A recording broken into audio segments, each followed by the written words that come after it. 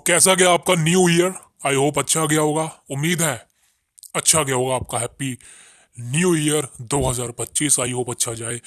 Welcome to the cult of wrestling. दोस्तों, आज finally आपको बताने वाला हूँ रोमन रिंग्स के बारे में लेटेस्ट अपडेट। एक खतरनाक अपडेट निकल के सामने आ रही है और ये अपडेट है रोमन रिंग्स के डब्ल्यू कंपनी को छोड़ने के लिए। आप देखिए, आप सबको पता है यार, एक ना एक दिन रोमन रिंग्स कंपनी को छोड़ के जाएगा, जैसे कि हर बंदा गया है। और छोड़ने का मतलब ये नहीं कि वो कंपनी में कभी वापस नहीं आएगा, कंपनी से कोई उसका ताल्लुक नहीं रहेगा या कंपनी में कोई उसका मैच नहीं होगा। देखिए, रोमन रेंग्स रेसलमेनिया में पिछले साल हार गया था, उसके बाद वो समर स्लैम में आया था और समर स्लैम के बाद उसने सिर्फ एक सिंगल मैच दिया है, जो कि हुआ था किसके अगेंस्ट? अबे हुआ ही नहीं यार। भाई हुआ ही नहीं। I am sorry. ओ भाई साहब, भाई सिंगल मैच ही नहीं हुआ रोमन रेंग्स का भाई। बैड ब्लड में टैग टीम में था, क्राउन जूल में टैग टीम, सर्वाइवर सीरीज में टैग टीम। अबे हाँ यार, अब सिंगल मैच अब हो रहा है सोलो सिकुआ के साथ। तो दोस्तों, आप देख सकते हैं रोमन रेंग्स का एक सिंगल मैच भाई साहब करीबन 10 महीने बाद। तो आपको इससे क्या पता चलता है? आपको इससे ये पता चलता है कि रोमन रेंग्स दोस्तों अब कंपनी से जाने वाला है। बिल्कुल सारे इशारे इसी तरफ है। जब से मैंने चैनल बनाया है 2 साल पहले से, मैं आपको एक चीज जरूर कह रहा हूं कि रोमन रेंग्स जब अपना टाइटल हारेगा, उसके बाद रोमन रेंग्स कंपनी को छोड़ के जाएगा ही जाएगा। तो रोमन रेंग्स अपना टाइटल हार चुका है, सब कुछ कर चुका है। और I know, I tell you one more thing, that Roman Reigns ने वो सारी तमाम चीजें डब्ल्यू कंपनी के अंदर अचीव कर ली है जो एक सुपरस्टार ड्रीम लेके आता है। रसलमेनिया को मेन इवेंट करना, रॉयल रंबल जीतना, चैंपियन बनना। Roman Reigns is done all in WWE as a professional wrestling also। सो आप समझ सकते हैं कि रोमन रिंग्स का एक तरह से डब्ल्यू कंपनी का करियर सक्सेसफुल हो चुका है। अब वक्त आ चुका है जब आप रोमन रेंग्स को जाने के लिए अलविदा बोलते हैं। मैं जानता हूँ रोमन रेंग्स के फैन शायद मेरी इस बात से सहमति ना रखे, आई नो, बट ये मत समझना कि रोमन रेंग्स कंपनी को छोड़ के चला जाएगा या रोमन रेंग्स कंपनी में कभी वापस नहीं आएगा, मैच नहीं लड़ेगा। लड़ेगा, 1 साल में एक मैच लड़ना कोई मुश्किल बात नहीं है, रोमन रेंस लड़ सकता है। लेकिन दोस्तों, फिलहाल रोमन रेंस का शेड्यूल जो हम देख रहे हैं पिछले कुछ सालों के अंदर, वो तो चलो ये नेटफ्लिक्स का एडिशन है, इसलिए मंडे नाइट रो पे रोमन रेंस कम्पीट कर रहा है, वरना आई थिंक रॉयल रंबल में ही होता है जैसा भी होता। तो मेरे हिसाब से तो दोस्तों, अब आप रेसलमेनिया 41 तक तो रोमन रेंस को रेगुलर देखेंगे, लेकिन उसके बाद चीज़ें दोस्तों बहुत मुश्किल हो जाएंगी। Because I don't think so कि रोमन रेंस के लिए कोई अपोनेंट बचेगा। कोई भी अपोनेंट नहीं है। हाँ, एक गुंथर बचता है मेरा, आई थिंक गुंथर और रोमन रेंस का मैच फ्यूचर में हो सकता है। और कोई नाम नहीं है। ब्रॉन ब्रेकर बचता है, लेकिन आई थिंक वो ब्रॉन ब्रेकर अभी रेडी नहीं है रोमन रेंस को फेस करने के लिए। तो मेरे हिसाब से सिर्फ एक या दो नाम है कि जो रोमन रेंस जिसको फेस कर सकता है, जो रोमन रेंस के हेल्प से आगे बढ़ सकते हैं, वो एक या दो नाम ही है। और इससे पता चलता है कि दोस्तों, जब किसी सुपरस्टार के लिए कंपनी में कोई अपोनेंट नहीं बचता तो उसका क्या हाल होता है, आप सबको पता है। और रोमन रेंस का करियर मेरे हिसाब से अब रोमन रेंस को हॉलीवुड में ट्राई करना चाहिए। रोमन रेंस के बाद वो सारी लुक्स है, पर्सनैलिटी है, करिश्मा है, ओरा है, जो उसको हॉलीवुड में कामयाब बना सकता है। मैं ये नहीं कह रहा कि बहुत ही बड़ा बना देगा, लेकिन हाँ, उसको एक ट्राई आउट मिल सकता है हॉलीवुड में कोई सिंगल मूवी के साथ। वैसे तो भाई बहुत मुश्किल है डब्ल्यू कंपनी के सुपरस्टार्स के लिए कोई सिंगल सोलो फिल्म करना।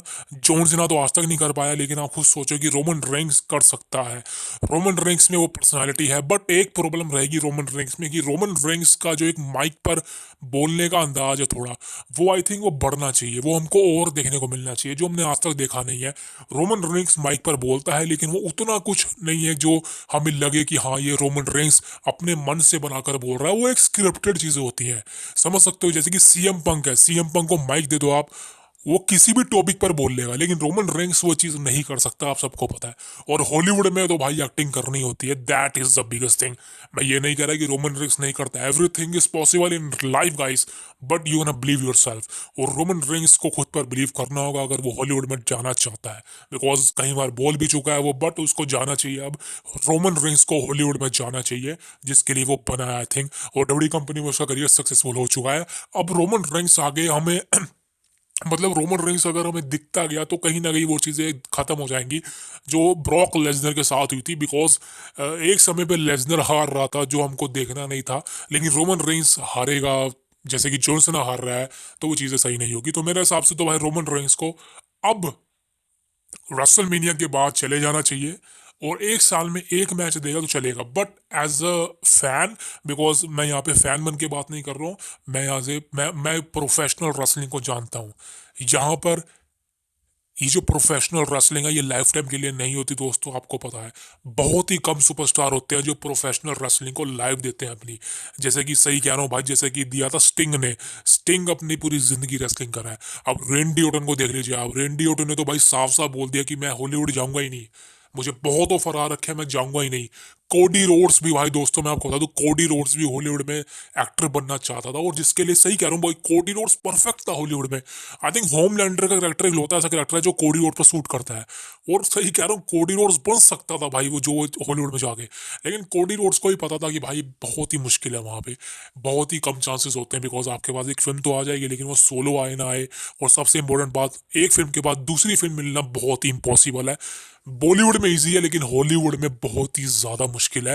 वहां पर आपको $100 मिलियन का कमाई करनी पड़ेगी, that is the biggest thing. So दोस्तों, रोमन रेंस का सिर्फ यही क्लैरिफिकेशन है कि दोस्तों कि रोमन रेंस का जो डब्ल्यू कंपनी का करियर है वो मेरे हिसाब से दोस्तों बहुत ही कामयाब है।